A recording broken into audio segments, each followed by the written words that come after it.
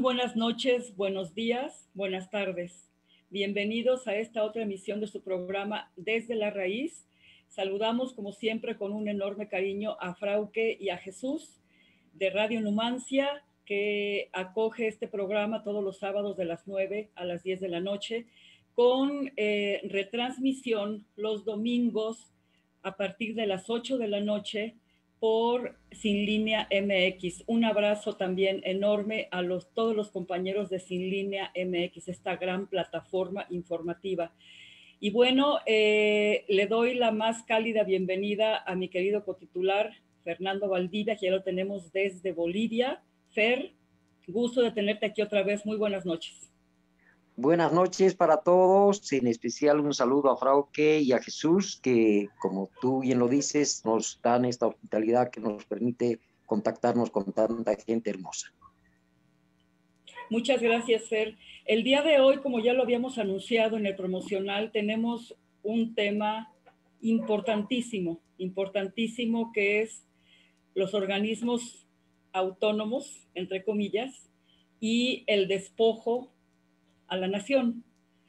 No nada más me refiero a México. Este fenómeno ya lo habían comentado compañeros nuestros.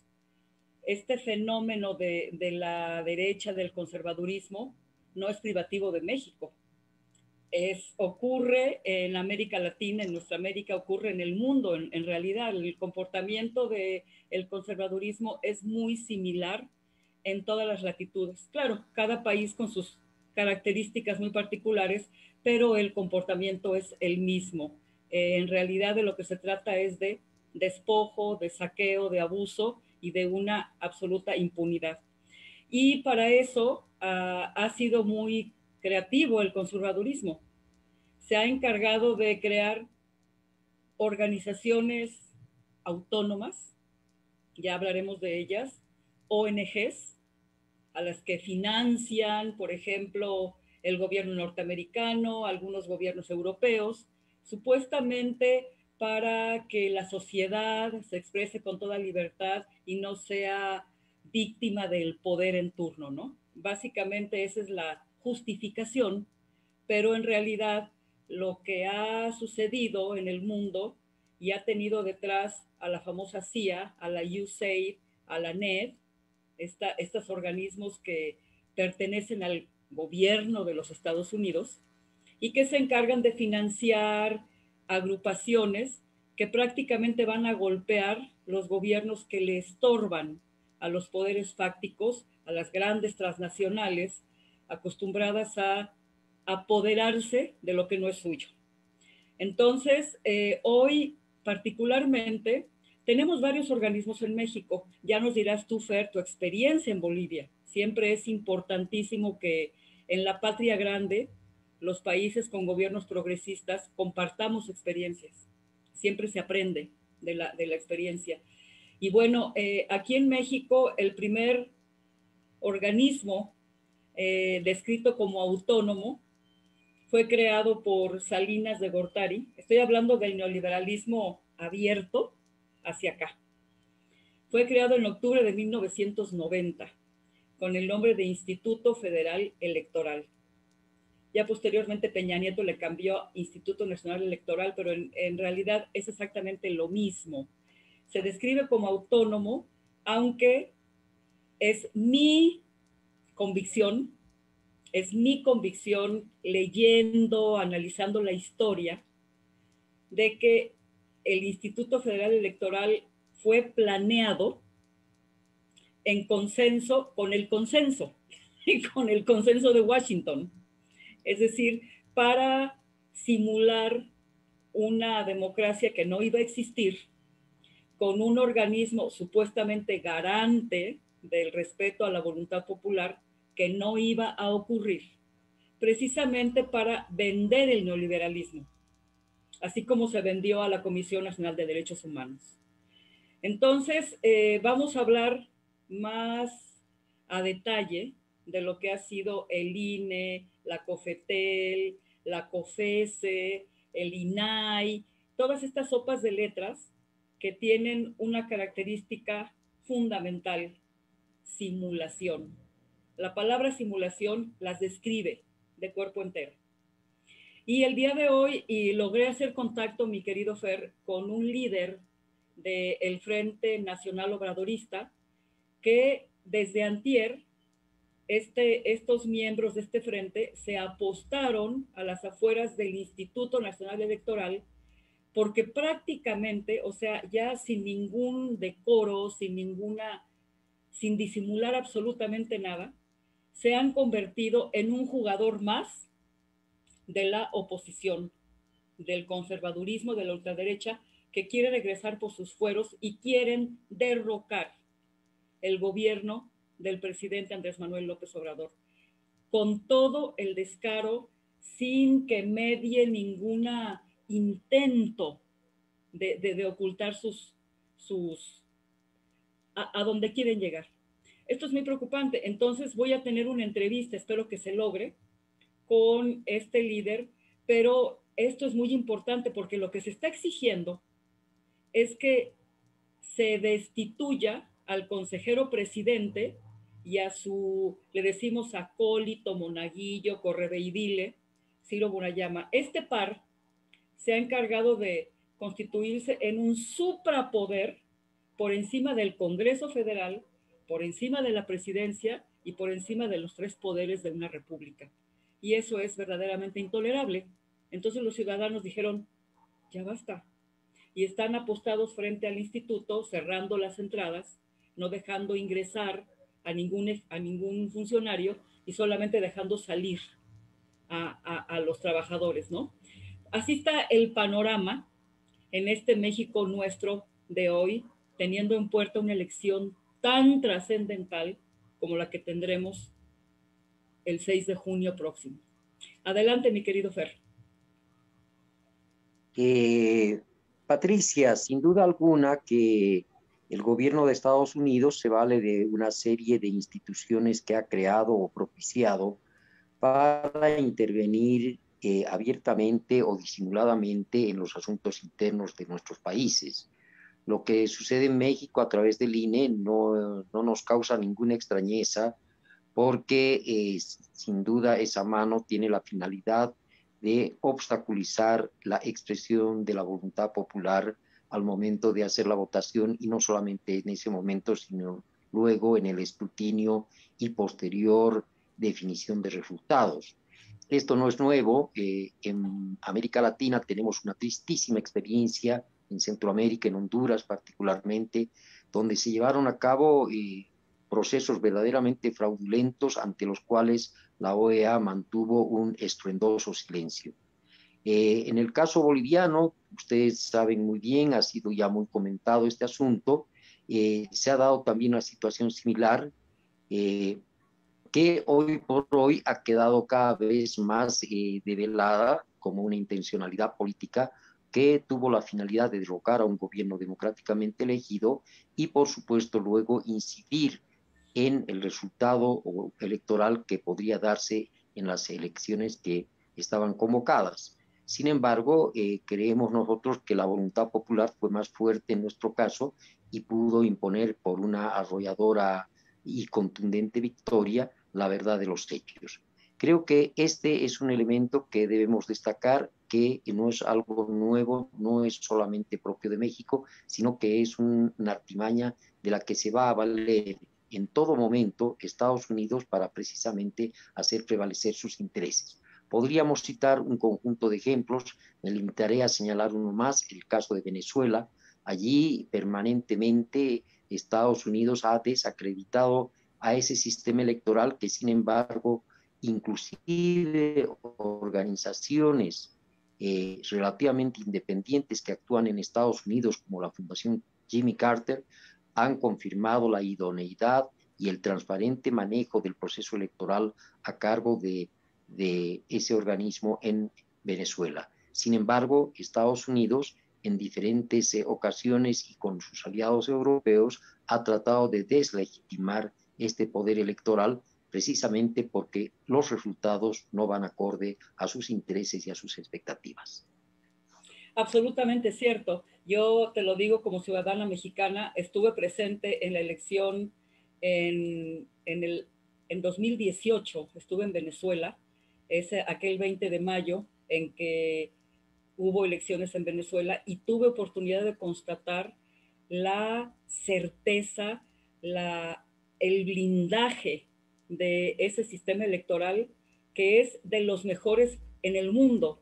Y yo quisiera que tuviéramos ese sistema tan garante de la expresión de la voluntad popular aquí en este país. Francamente, lo que existe en México es la antípoda del sistema electoral venezolano, en el que no es posible llevar a cabo un fraude. Es absolutamente imposible en el sistema electoral venezolano llevar a cabo un fraude. Lo que no ha ocurrido aquí en México, que desde su fundación en octubre de 1990, el entonces Instituto Federal Electoral, que repito, tengo la convicción de que fue consensuado con el consenso de Washington, precisamente para facilitar la entrega de los recursos a las transnacionales. Ese ha sido el historial del Instituto Federal Electoral, hoy Nacional Electoral, que fue presidido por primera vez por el entonces secretario de Gobernación, un personaje obscuro, Fernando Gutiérrez Barrios. Obscuro, con un historial negrérrimo, terrible. Bueno, él fue la primera cabeza de ese instituto que decía que iba a garantizar procesos limpios, transparentes, y qué barbaridad. Cuando obviamente en el del 88 no participó, pero participó la Secretaría de Gobernación. Es decir, el secretario de Gobernación fue el primero en presidir el Instituto Federal Electoral. Para que nos quede bien claro, para gente que todavía se marea un poco, y lo digo con mucho respeto, y piensa que el IFE tuvo en algún momento realmente la función de transparentar y garantizar la voluntad popular. Nunca fue así, jamás fue así, no ha sido así y tampoco en 2018 fue así. No fue así, cometieron fraude. Aquí lo que sucede es que la votación fue tan abrumadora a favor del movimiento de Morena, encabezado por López Obrador, fue tan abrumadora que el fraude no les alcanzó, pero lo cometieron, ¿sí?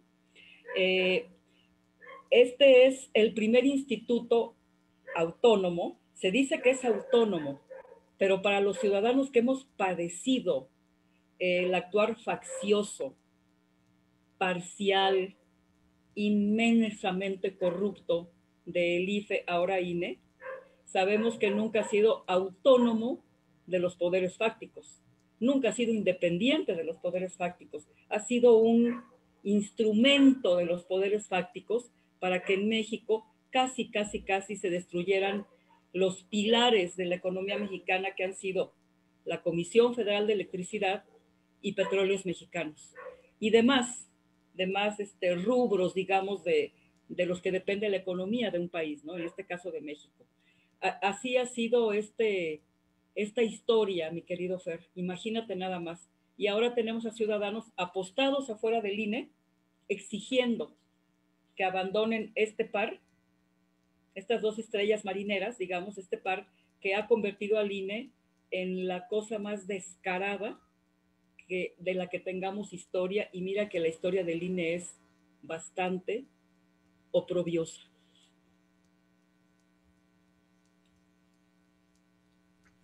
Qué lamentable, Patricia. Realmente lo que sucede en México nos llama muchísimo la atención y bueno, vamos a estar siempre muy pendientes de todo lo que vaya ocurriendo en este tiempo que vista hasta junio, cuando se realicen los comicios allá. Debo decirte, haciendo un paréntesis un poco largo, que la visita de nuestro presidente Luis Arce a México y en particular al presidente Andrés Manuel López Obrador ha abierto los ojos de muchos bolivianos, de la mayoría del pueblo boliviano, hacia el hermano país de México. Pese a nuestras grandes distancias, de pronto encontramos en él al hermano mayor que empieza a caminar un nuevo rumbo en las relaciones de América Latina y que van promoviendo una serie de iniciativas orientadas a fortalecer la unidad de nuestros pueblos, precisamente para enfrentar este tipo de fraudes, este tipo de artimañas y de trampas que nos van tejiendo con la finalidad de deslegitimar nuestros procesos y, por supuesto, amparar intereses que no son los de las naciones. Fíjate que sí, Fer, es muy importante que a todos nos quede muy claro que México no se puede mover solo, de ninguna manera. Mira, ya Simón Bolívar, desde el siglo XVIII, tuvo esa claridad de mente. La tuvo y tuvo tanta razón porque quería formar ese gran país latinoamericano, la patria grande, porque sabía de las intenciones del imperio. Desde entonces, desde entonces ya se vislumbraba que lo que tenían digamos, esa nación tan peculiar que, cuya mentalidad, como se lo comentaba a Fernando, a Luis Fernando, se vino a formar de una suerte de convicción de que era su derecho divino disfrutar de todo lo que alcanzaran a ver sus ojos. Es decir, el pueblo elegido y todo lo que alcancen a ver los ojos es nuestro. Tenemos el derecho de apoderarnos como sea. Y así ha sido la historia imperial de los Estados Unidos. Y ellos definitivamente desde las embajadas han manejado la política en varias naciones que se dicen democráticas, pero que francamente han regido sus políticas de acuerdo con los intereses de los poderes fácticos en los Estados Unidos. Esa es la verdad.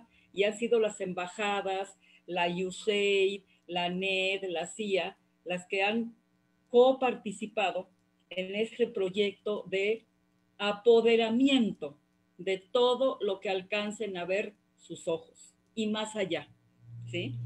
Te quiero decir que, por ejemplo, la Comisión Reguladora de Energía, esto es muy interesante, es muy interesante. Estuve investigando todos estos organismos autónomos y el segundo en crear el gobierno de Salinas de Gortari, que es el padre, como le dice el presidente, de la desigualdad en México, fue la Comisión Reguladora de Energía. La fundó en 1993 en un decreto donde se decía que esta comisión se iba a encargar de un manejo más eficiente de los energéticos en el país, porque su mira era que México se convirtiera en una nación de primer mundo y bla, bla, bla, bla, bla.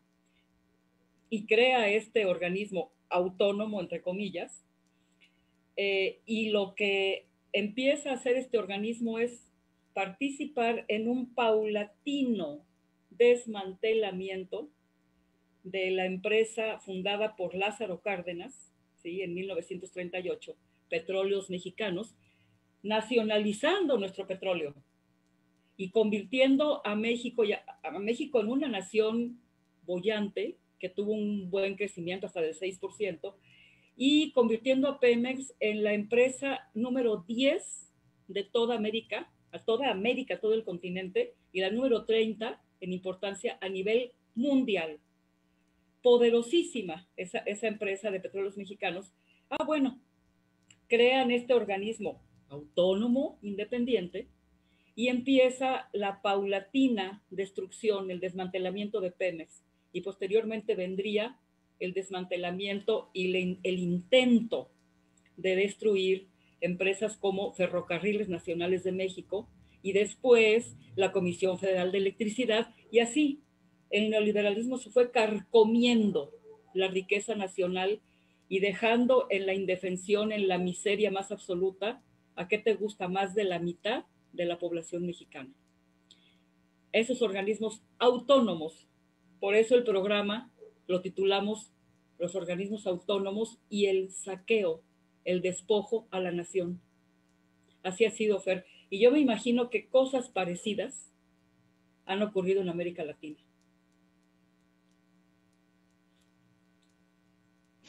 Es más, Patricia, lo que me parece que podría ser muy interesante de comparar es el lenguaje que han venido utilizando para engañar a nuestros pueblos y poder imponer este tipo de políticas. Miren, el caso boliviano, yo voy a contar dos hechos muy interesantes. Uno de ellos es que en las épocas dictatoriales, cuando se produjo el golpe de Luis García Meza el año 1980, conocido también como el narco golpe, se creó a nivel popular el Consejo Nacional de Defensa de la Democracia, el CONADE, que agrupaba a los movimientos sociales, los partidos progresistas, etcétera, que buscaban por las vías pacíficas restituir en los senderos democráticos. Pues hoy en día, con ese mismo nombre, CONADE, de defensa de la democracia, actúa hoy la derecha con la finalidad de subvertir el orden público y justificar el golpe de Estado que se dio en el 2019. Otro caso tenemos que puede causar pavor, pero que es cierto. Durante muchos años en Bolivia funcionó una Asamblea Permanente de Derechos Humanos que se caracterizó precisamente por cobijar las denuncias que hacían desde diversos ámbitos de la nación, personas y organizaciones respecto a las violaciones de derechos humanos que cometían las dictaduras.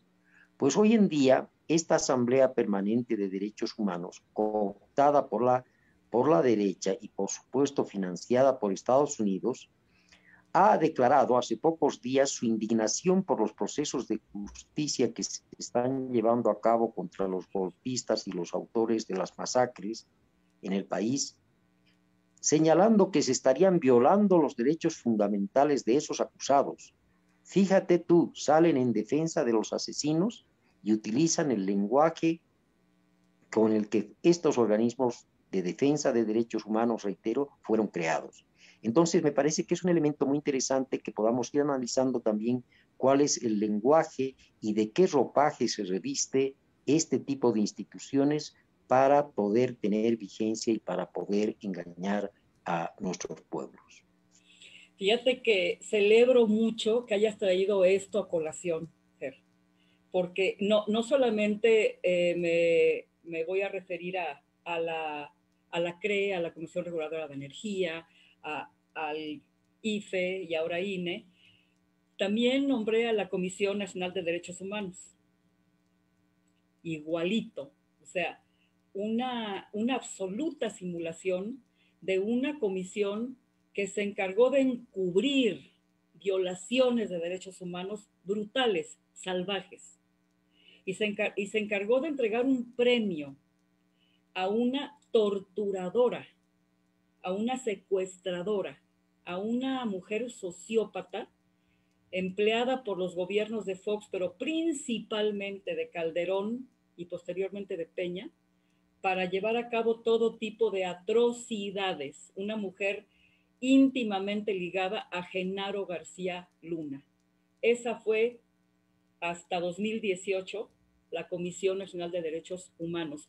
Y traigo a colación otra cosa hablando de ONGs financiadas por el Departamento de Estado, por las embajadas irlandesa, la embajada de Holanda, en fin, estamos hablando de un organismo que protege a periodistas, se llama Artículo 19. Bueno, Artículo 19 se ha convertido, yo recuerdo una de las mañaneras el año pasado, en donde llegaron representantes de Artículo 19, me acuerdo de una española y un norteamericano, un canadiense, con una actitud de cancerberos, digamos, de Santa Inquisición, así, a encarar al presidente y decirle, usted nos puede demostrar en ese tono. Y yo me acuerdo que yo me quedé y dije, pero ¿qué es lo que te estás creyendo? ¿Qué es lo que tú te crees que eres?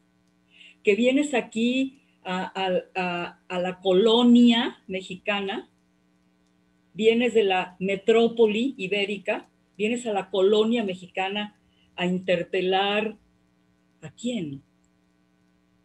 ¿Qué no te das cuenta que no estás hablando con el hombre, sino con la institución presidencial y que debes de mantener un respeto por la institución presidencial que por voluntad de millones de mexicanos está ahí y que tiene la tolerancia y la decencia de permitirte hablar en esos términos? Artículo 19 fue la primera vez que yo dije, ¿qué pasa aquí? Y ahora resulta que por intermediación del Departamento de Estado, ¿sí?, le llaman la atención al gobierno mexicano por violar los derechos a la libertad de expresión. ¡Qué barbaridad! Esas son las ONGs que protegen a periodistas. Pero en México se llevaron a cabo, ¿cuántos crímenes de periodistas quieres, Fer? Y luego, ¿dónde estuvo artículo 19?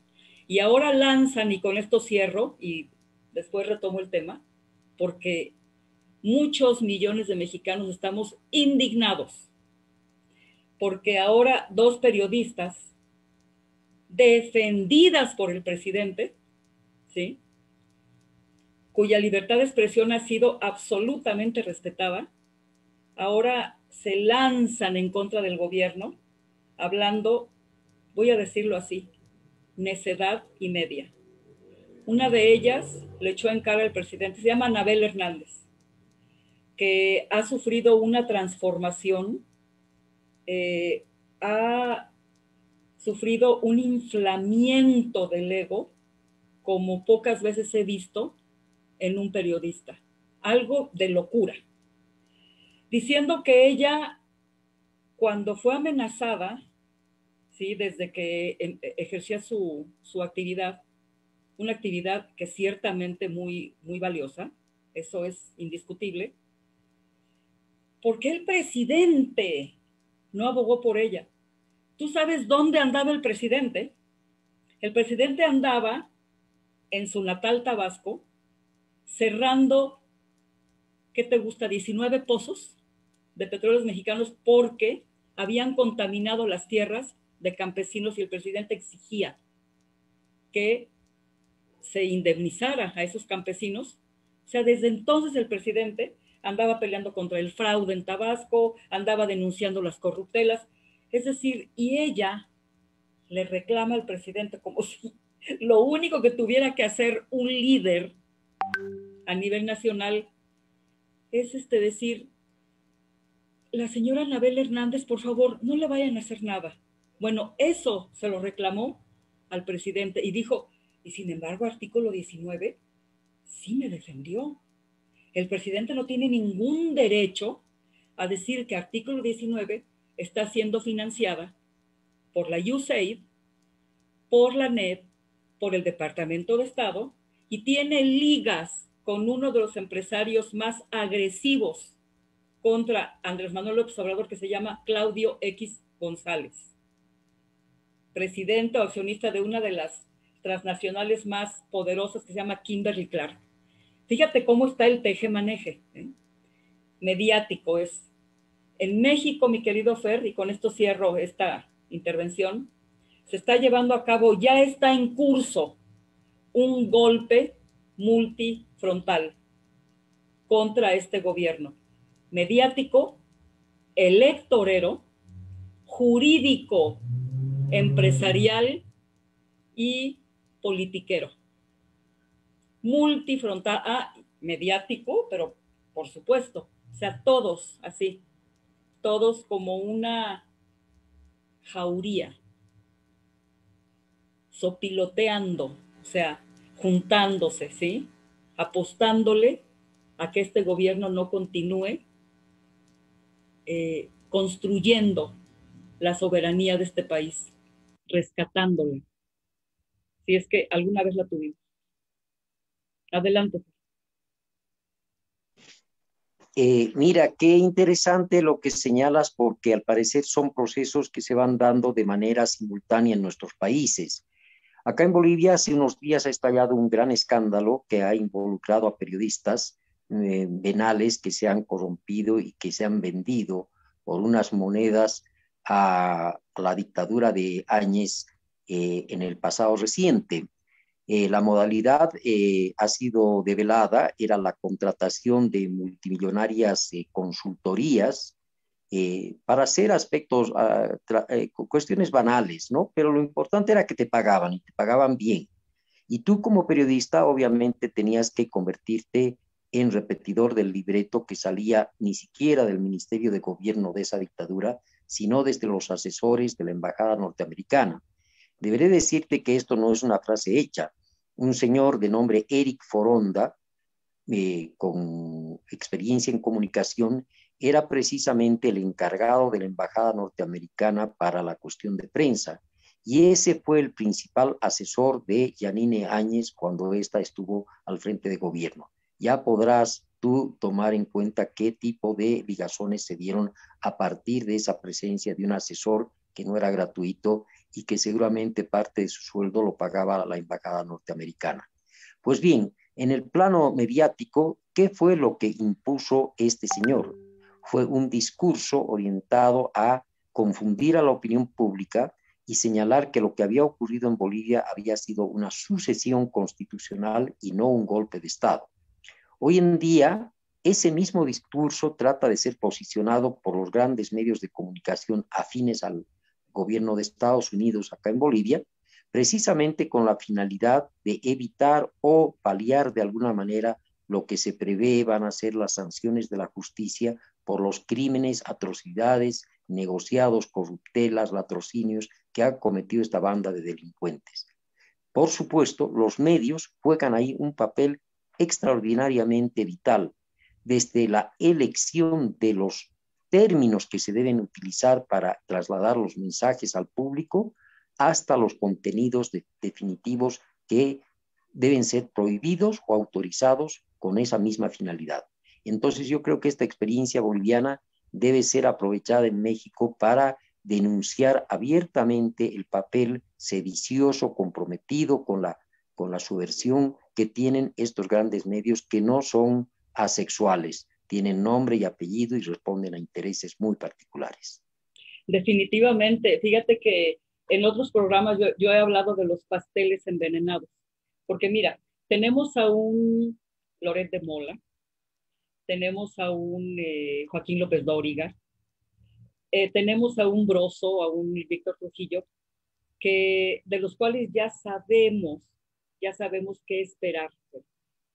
Algunos similares a la ver en tu país, dices, bueno, estos ya sé de qué pata cojean, por decirlo coloquialmente, ¿no? Ya sabemos qué cosa van a decir, está bien, son hasta fáciles de manejar, porque son tan burdos que de veras cualquier persona de mediana inteligencia fácilmente los puede dejar en ridículo. A mí lo que me preocupan son aquellos periodistas, comunicadores, analistas que se venden como progresistas. Y el caso de estas dos mujeres es muy paradigmático. Estoy hablando de Carmen Aristegui, que en varios programas, bueno, llegó a creer el cuento de que Lula había estado involucrado con lo de Brecht. Fíjate nada más, yo cuando escuché eso en su programa dije, ¿y tú te atreves a venderte como una periodista rigurosa, como una periodista libre de cualquier influencia? No, no es posible que tú vendas una cosa así, tan absurda, tan mentirosa, porque tuviste que haber investigado, porque eres una periodista que se vende como rigurosa. Entonces, sí investigaste, pero respondes a los intereses de CNN y del Departamento de Estado. Carmen Aristegui se llegó a vender, bueno, hubo quien la propuso como candidata para la presidencia. De ese tamaño es como ella se llegó a vender. Entonces, hay gente que todavía se traga que ella es una periodista independiente, que denuncia al poder, etcétera, etcétera. Y lo más peligroso es que lo que se entrelaza en sus mensajes es veneno puro. Es veneno puro, precisamente porque hay gente que se lo traga completo. Se traga la rebanada con el betún, muy atractivo, y adentro lleva el veneno. Y la otra se llama Anabel Hernández, que efectivamente en tiempos de Vicente Fox, en tiempos de Calderón, fue muy...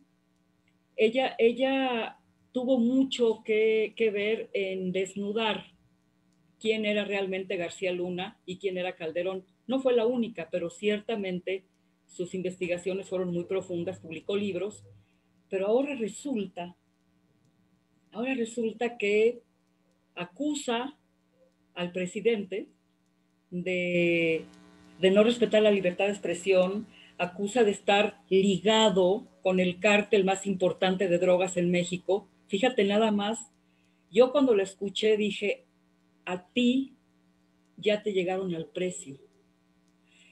Además de que te han inflado el ego de una manera tan megatónica que te crees que tú te puedes colocar en un ladrillo así y con dedo flamígero descalificar y acusar al presidente como si el presidente no tuviera no solamente una trayectoria impoluta, y cuando digo impoluta no estoy diciendo que es un hombre perfecto, que no se confunda, estoy diciendo que no hay corruptelas en la trayectoria, ni hay arreglos en lo oscurito, ni nada de eso. Entonces, es una situación en la que tenemos que tener mucha claridad y no comernos pasteles envenenados, porque son los más peligrosos. Fer. Ciertamente, y esa historia es de nunca acabar, ¿no? Han utilizado siempre estos medios y sobre todo a algunas personalidades que han ganado de alguna manera un prestigio para Sí. luego convertirlas en instrumentos dóciles de sus políticas de comunicación.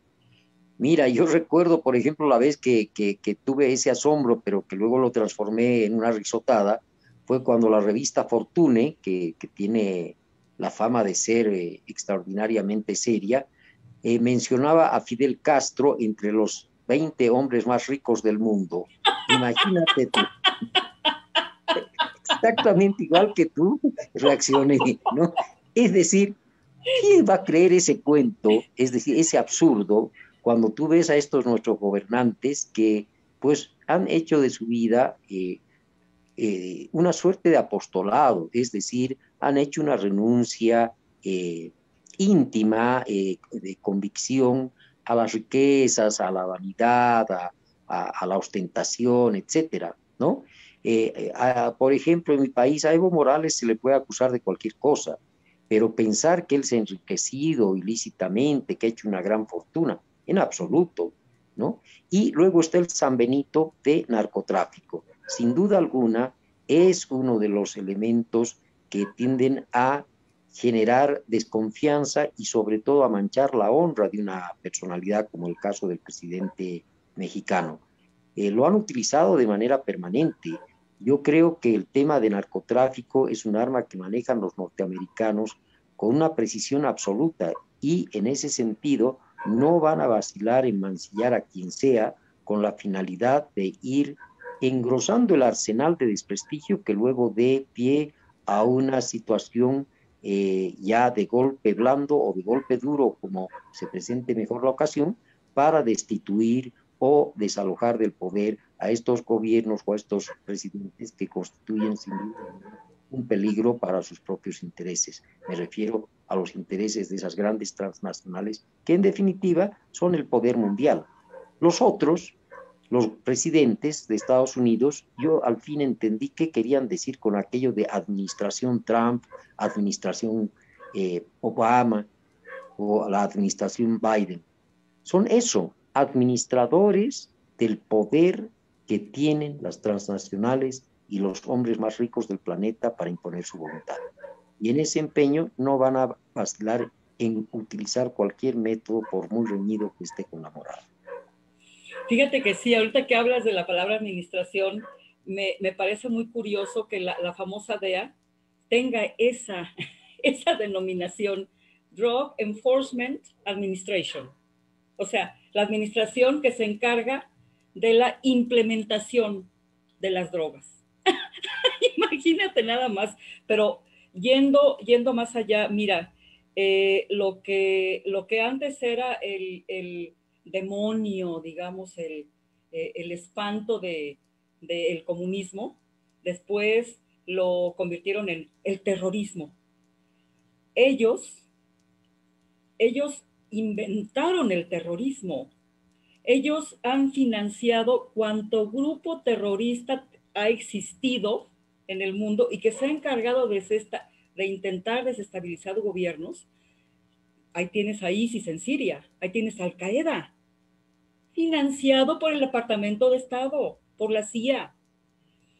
Y entonces, después inventan el narcotráfico, siendo ese país el mayor consumidor de estupefacientes en el mundo, siendo ellos los que controlan a los cárteles, siendo ellos los que tienen a Colombia convertido en eso, en un patio trasero. Yo lo digo esto con mucho cariño, mucho respeto y mucha admiración, no solamente por el pueblo colombiano, por las Fuerzas Armadas Revolucionarias de Colombia, que durante décadas estuvieron ahí luchando porque en ese país se implantara una verdadera democracia. No ha ocurrido, porque tienen 7 bases militares ahí. Y durante mucho tiempo consintieron a Pablo Escobar y a los narcos. Álvaro Uribe, ahora ya reconocieron que tenía nexos con los cárteles de la droga. Y su patiño de ahora, Iván Duque, lo mismo. Es decir, es una hipocresía megatónica. Y no le perdonan a Evo Morales el haber desterrado a la DEA. Y no le perdonan al presidente López Obrador de haber dicho, aquí se acabó el entra y sale como Pedro por su casa de los agentes de la DEA. Se terminó. Claro que no se lo perdonan. Y van a tratar de utilizar a estas periodistas independientes para para tratar de manchar la figura de un hombre que le ha restituido la decencia, la respetabilidad al gobierno mexicano como institución, ni más ni menos, Fer. Exactamente, esa es la percepción que también acá compartimos en Bolivia respecto al presidente Obrador. Pensamos que por eso yo había iniciado parte de este diálogo señalando la importancia que le daba el pueblo boliviano a través de su gobierno en esa visita que hace Luis Arce Catacora a México. Fíjate tú, es la primera salida del presidente boliviano al exterior Sí. y eligió bien. Dijo, voy a México y voy a México para dar una señal muy clara de que nosotros los pueblos, los gobiernos progresistas debemos estar unidos y marchar unidos. Y lo otro es enfrentar, porque eso es la forma de que, en la que debemos enfrentar a estos poderes fácticos que, como bien tú señalas, han hecho iniquidades y media, ¿no? Has mencionado Colombia, yo lamento mucho que la gran prensa, los grandes defensores de derechos humanos, miren para otro lado en el momento en que se escupen las cifras diariamente, asesinatos diarios de combatientes, excombatientes, jefes de comunas, etcétera. De eso, derechos humanos o las organizaciones ONGs de derechos humanos dicen muy poco, lo dicen por disimulo, pero jamás se plantean hacer efectivamente un debate y además de sentar en el banquillo de los acusados a los autores intelectuales que tienen nombre y apellido, el Departamento de Estado, y los autores materiales, que son Álvaro Uribe, sus escuadrones de la muerte, que es el actual presidente colombiano, etcétera, ¿no? Yo creo, yo comparto tu admiración por las organizaciones de Colombia, pero lamento mucho ese grado de ingenuidad que los ha llevado a esta encrucijada que está produciendo una matanza inmisericordia que ya se había dado en Colombia cuando en aquel entonces el M-19 promovió como guerrilla la desmovilización y la paz para conformar una junta patriótica que luego fue ultimada. 5.000 militantes de primer nivel fueron ultimados a balazo, uno a uno, cazados como si fueran animales salvajes. Con esa experiencia, yo creo que había que pensar y repensar mucho antes de firmar un acuerdo de paz. Lamentablemente, los hechos confirman que estos poderes fácticos no tienen la más mínima decencia, como tú lo has señalado, ni el mínimo reparo de asesinar impunemente con tal de mantener sojuzgado al pueblo colombiano. Totalmente de acuerdo. Mira, sí es de lamentar, tú le dices ingenuidad, yo realmente me conmovió mucho la voluntad de las Fuerzas Armadas Revolucionarias de Colombia de iniciar un proceso de paz. Y estuvo Cuba, o sea, fue La Habana la sede de la firma de esos acuerdos. Fer, es muy difícil, la verdad, sí duele mucho que no hayan sido más mal pensados, digamos.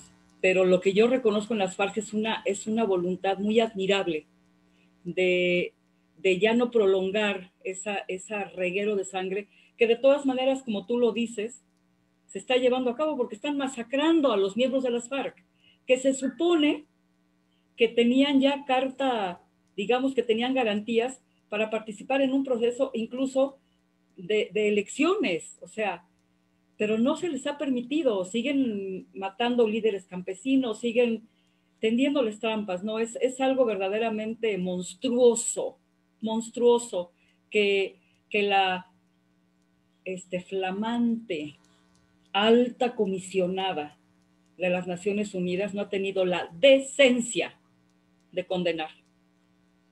Estaba hablando de la hipócrita traidora de Michelle Bachelet. De eso estoy hablando. Yo no soy gobierno, no tengo por qué guardarle ninguna consideración, ninguna. Y lamento mucho que la ONU, de la que no espero gran cosa, de verdad, haya admitido a semejante personaje como la alta comisionada de los derechos humanos cuando ha cerrado los ojos ante los abusos, los crímenes cometidos por los carabineros en Chile, los carabineros de Piñeira. Entonces, es terrible, Fer, o sea, el nivel de simulación impuesto por ese imperio tan nocivo que es como un cáncer que ha carcomido a América Latina y al mundo. Lamento mucho que esta simulación que se ha impuesto como una bandera del ultraconservadurismo, de lo más nefasto que ha habido en la historia de los imperios recientes, Fer. Es muy lamentable todo eso. Los crímenes por los que tienen que rendir cuentas son inconmensurables, son de lesa humanidad. Imagínate nada más. Me están diciendo que el invitado, señor Armando Monter, que es el líder del Frente Nacional Obradorista, tiene problemas para ingresar porque ellos están afuera, están en Viaducto Tlalpan, aquí en la Ciudad de México, y no es fácil, digamos, desde un celular, estando en la calle, digamos, no sé, ingresar por Zoom. Yo lamento muchísimo, estoy viendo si me puedo conectar con él. A mi querida productora, me está diciendo que no le llegó el enlace, Frauke, no sé si se lo pudieras volver a mandar, y si no de plano, pues ya nos quedan 10 minutos, qué barbaridad, se nos ha ido la hora volando, ¿eh? No sé, vamos a hacer el intento, mi querida Frauke, y aunque sea, pues hablamos unos 5 o 10 minutos al aire, si me das licencia de pasarme, aunque sea unos 5 minutitos, Frauke, vamos a ver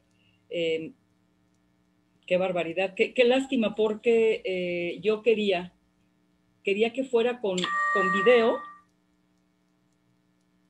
Que ya se lo mandó 2 veces. Pues no sé realmente qué está sucediendo.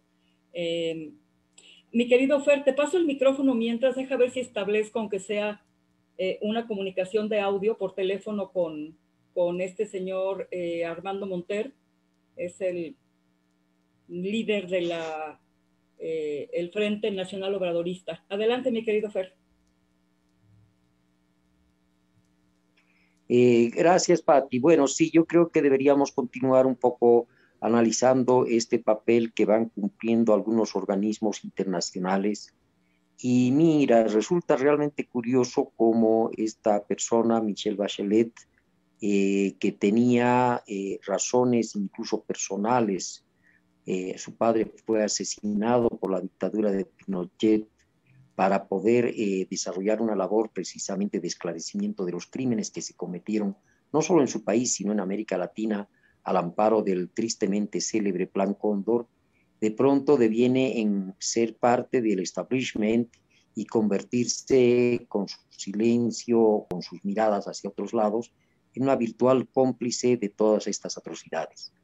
Es el mismo camino que ha seguido y recorrido este lamentable personaje llamado Luis Almagro, que ahora se arroga una serie de competencias y atribuciones que no están señaladas precisamente en la Carta de la Organización de Estados Americanos. Y en el caso de Bolivia, por ejemplo, este señor se ha atrevido a demandar un cumplimiento de justicia para los que están en este momento siendo acusados de crímenes de lesa humanidad que cometieron durante el golpe de Estado del 2019.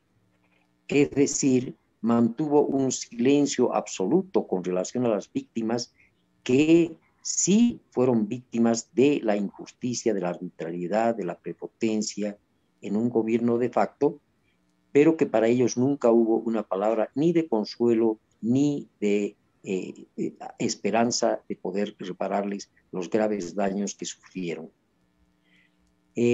Ambos personajes dejan mucho que desear en materia de los derechos humanos y bueno, sin duda alguna yo también comparto con Patricia que hay algo más que un desinterés, un olvido o una falta de visión.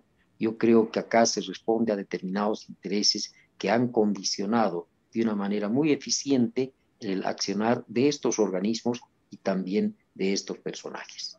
Yo creo que esa sería la reflexión, Patti, y bueno, ojalá podamos tener la suerte de compartir con el compañero que está en las calles al frente del Instituto Nacional Electoral en México.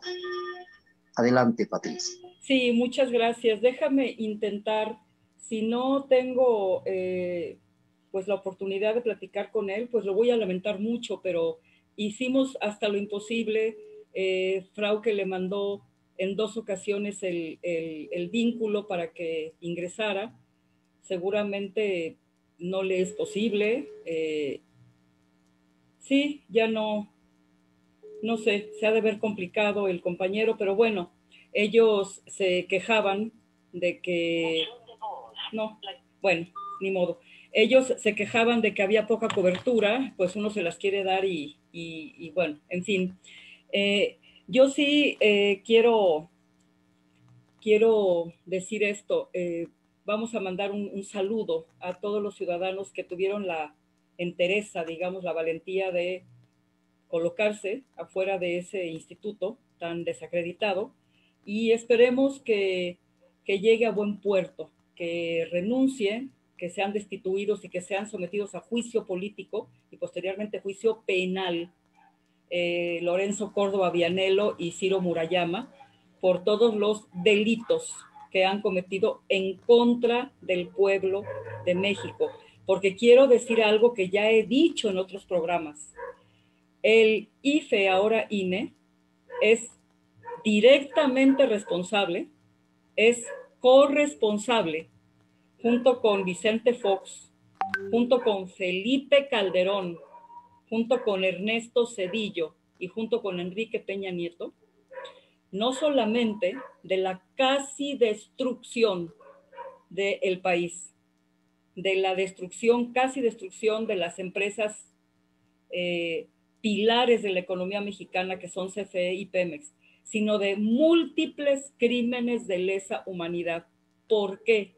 Porque el IFE condonó los fraudes en el 2000. Ya sé que mucha gente va a decir que no hubo fraude en 2000. Sí, sí lo hubo.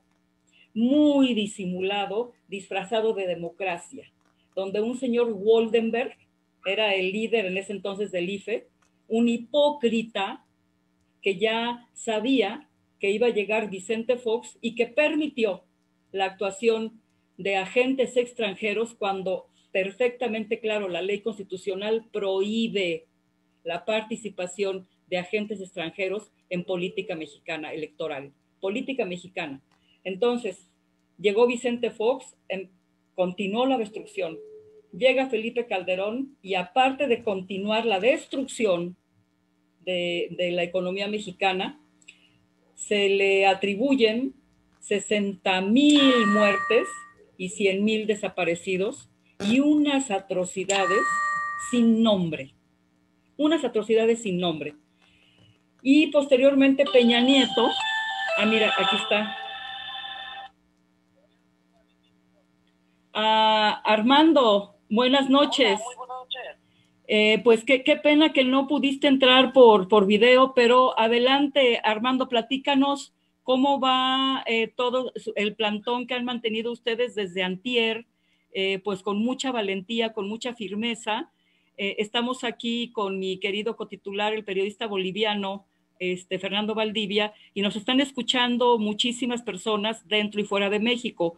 Adelante, platícanos cómo va su movimiento, la exigencia de que renuncien, de que salgan del INE Ciro Murayama y Lorenzo Córdoba Vianello. Adelante, Armando.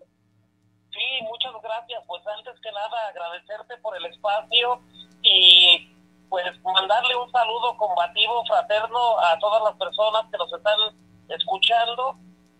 Y bueno, les vamos a explicar qué es lo que está pasando, cómo va el movimiento aquí a las afueras del Instituto Nacional Electoral en Ciudad de México, que está localizado sobre el viaducto Tlalpan número 100.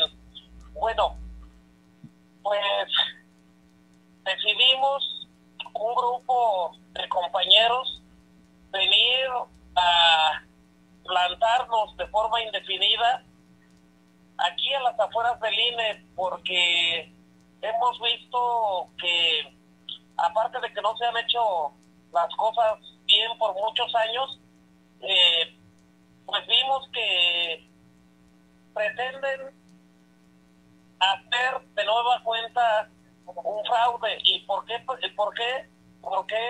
decimos que pretenden hacer de nueva cuenta otro fraude?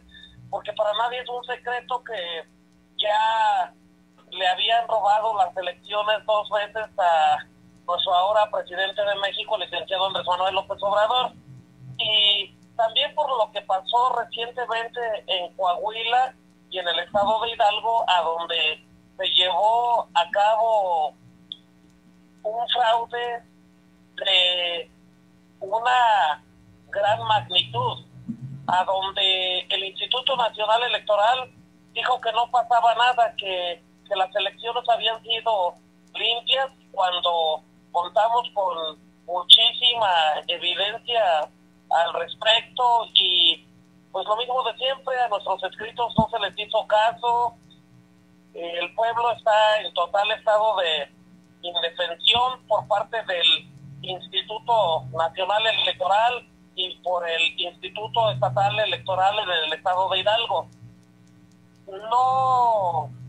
No aceptamos que siga imperando este tipo de abusos, que siga imperando la corrupción, que sigan ganando siempre los grupos de poder que vienen del priismo, del panismo, con todo respeto. Y es por eso que nosotros decidimos plantarnos de manera indefinida, y en estos momentos hemos tomado 2 accesos ya de aquí de la entrada principal del INE. El día lunes tenemos una convocatoria muy fuerte, estamos esperando muchos ciudadanos, para cerrar todos los accesos del INE y no permitirle la entrada a nadie, pero sí la salida pues a todos los que se quieran salir. Estamos por eso exigiendo la renuncia de Lorenzo Córdoba, no contando pues el agravio que cometió en contra de nuestros hermanos de los pueblos originarios, a donde arremedó e hizo mofa por su forma de hablar, por su forma de vestir, pues prácticamente les dijo que como seres humanos no vale nada. Entonces una persona con una envergadura como la que tiene este ciudadano de nombre Lorenzo Córdoba Vianelo, pues yo creo que ese tipo de chistecitos, ese tipo de expresiones demuestran que es un racista y que pues no puede ser un árbitro aquí en el Instituto Nacional Electoral, no puede ser un árbitro imparcial, puesto que el señor discrimina a la gente por su forma de hablar, por su forma de vestir. Por eso no queremos a Lorenzo Córdoba, y aparte porque está violando a todas luces la Constitución política de los Estados Unidos mexicanos. ¿En qué sentido? En el sentido de que la Constitución dice claramente que nadie puede ganar más que nuestro presidente de la República, y pues resulta que este señor gana mucho más que el presidente. Entonces, si el presidente ha hecho un llamado a la austeridad, si todos los mexicanos nos estamos apretando el cinturón, yo no veo por qué este señor no quiera cooperar con la transformación del país, con lo que se le llama la 4T. Y aunado a eso, hay muchos agravios al pueblo, hay muchas cosas que no están bien. Los que no conocen el Instituto Nacional Electoral, les voy a decir que aquí más bien parece una cárcel y no una institución democrática. Tienen aquí inclusive los detectores de metales. Hagan de cuenta que están viendo una prisión de alta seguridad. De ese tamaño son las cosas, y nosotros decimos ¿por qué tener tan resguardada esta casa del pueblo si se están haciendo las cosas bien? Dice nuestro presidente muy seguido que el que nada debe, nada teme, pero aquí obviamente pues le temen a muchas cosas, y los que sabemos qué es lo que está pasando, pues no vamos a seguir soportando estas humillaciones, estas traiciones que le hacen al pueblo de México, porque para mí, a título personal, este Instituto Nacional Electoral es un centro de operaciones para lavar dinero. Lavar dinero y para tomar decisiones que favorezcan a los grupos de poder. Son socios ellos, los patrones, socios. Para nadie es un secreto que en la Cámara de Diputados Federal y la Cámara de Senadores, pues estaban secuestradas por lo que le llamamos la mafia del poder.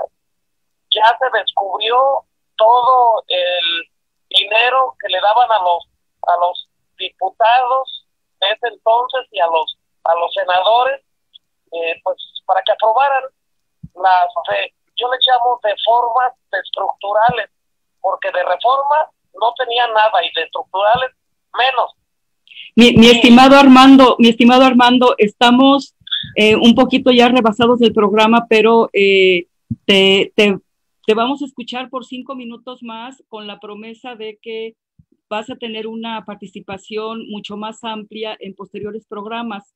Pero vamos a decir que el principal objetivo del Instituto Nacional Electoral es impedir que el partido Morena, el partido del gobierno, gane una mayoría capaz de conseguir voto calificado para, en su caso, modificar la Constitución, porque ellos quieren impedir los proyectos de la Cuarta Transformación, quieren apoderarse de la Cámara de Diputados, y ese es el objetivo principal de un INE que trabaja para todos lo sabemos, Armando, para los poderes fácticos transnacionales. Adelante en 5 minutos más, mi estimado Armando, con la oferta de que te abriremos un espacio más amplio, pero empezando, digamos, a las 9 de la noche.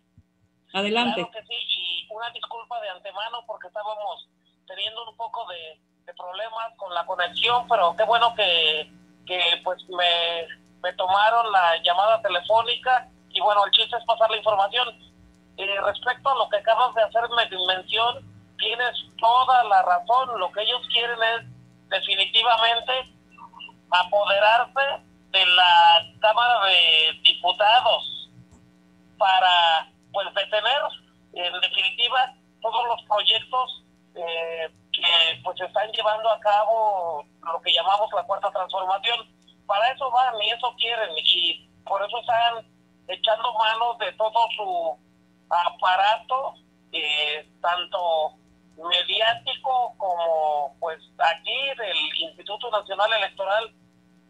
Están jugando muy sucio, y es por eso que los ciudadanos nos hemos dado cuenta que también quieren implementar lo del famoso voto electrónico, y que también quieren que ahora los ciudadanos lleven su propia pluma para marcar las boletas a la hora de la votación. Están buscándole por todos lados cómo llevar a cabo el fraude, cómo hacer lo que saben hacer siempre, pues engañar al pueblo y hacer todo ese tipo de cosas que les facilite a ellos salirse con la suya y recuperar el poder. No lo vamos a permitir, no nos vamos a ir de aquí hasta que renuncie Lorenzo Córdoba, Ciro Murayama, y vamos a seguir trabajando para que, en caso de él no renunciar, pues que sea destituido por el Poder Legislativo y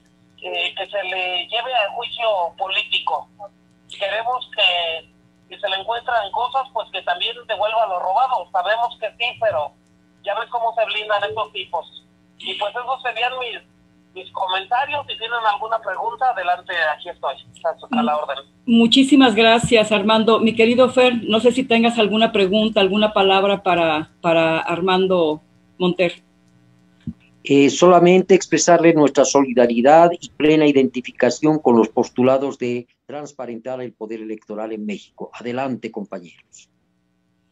Pues mi querido Armando, huelga decir que era de vital importancia es de vital para todos los mexicanos, para nuestro programa, poder establecer una conexión contigo, porque lo que ustedes están haciendo es de una enorme importancia, y yo hago votos porque más medios de comunicación, no solamente Radio Numancia y Sin Línea MX, más medios independientes, realmente autónomos, realmente comprometidos con la verdad en México, con el pueblo de México, sigan lo que ustedes están haciendo, que es de una valentía y un valor inconmensurables, Armando. A reserva de establecer nuevamente la invitación contigo para un próximo programa, ¿con qué te despides, Armando? Pues me despido, pues en primera agradeciéndoles por el espacio. En verdad que también les quería comentar de que el pueblo ha estado apoyando a más no poder. Se han presentado aquí con víveres, etcétera, etcétera, y vamos a tener un gran movimiento el próximo lunes. Se van a cerrar todos los accesos del INE. La convocatoria está para concentrarnos aquí de 10 a 11 de la mañana y posteriormente proceder a cerrar los accesos del Instituto Nacional Electoral. Ya después sí me gustaría que me invitaran a otro programa para explicarles qué es lo que buscamos y cómo queremos que se hagan las cosas una vez obteniendo la renuncia de Lorenzo Córdoba y sus cómplices. Definitivamente, dalo por hecho. Es una cita segura. Yo te mandaré los datos posteriormente, pero dalo por hecho. Es de una vital importancia y les mandamos un abrazo fraternal con las mejores deseos, con todo el apoyo, con todo para que este movimiento que han hecho tan trascendental llegue a buen puerto y se limpie ese instituto que hoy por hoy se ha manejado como una verdadera cueva de delincuentes. Mi querido Armando, un fuerte abrazo y tenemos esta cita para un próximo programa. Muy claro, buenas noches. Muy buenas noches y muchas gracias, que descansen. Bendiciones para todos ustedes y recuerden que México los necesita en estos momentos a todos. Necesitamos estar unidos para seguir rescatando a nuestro México lindo y querido, que es muy grande, muy hermoso. Buenas noches. Muy buenas noches, Armando. Pues ahí lo tienen. Qué fortuna que pudimos finalmente establecer contacto. Y yo me quiero despedir agradeciéndole mucho a Frauke y a Jesús su tolerancia, ¿verdad? Porque el programa debe haber terminado hace 12 minutos, pero esto es de verdad tan importante, tan trascendental, que nuevamente, Frauke, muchísimas gracias. Esperemos que no haya problema con los compañeros de Sin Línea el día de mañana, pero esto es realmente muy, muy importante. Los invitamos el próximo miércoles a partir de las 11 de la noche para que nos escuchen a Laura Ceballos y a su servidora en Causa y Efecto, donde entrevistaremos otra vez a Armando Monter, y para que nos escuchen el próximo sábado, mañana domingo, por favor, a partir de las 8 de la noche por Sin Línea MX. A todos los que nos escuchan por Facebook, por YouTube, un abrazo enorme. Ya estaremos contestando todos sus mensajes. Fer, un abrazo fraternal hasta Bolivia. Muchas gracias. Buenas noches, México. Muy buenas noches, Bolivia. Buenas noches, Patria Grande. Hasta luego.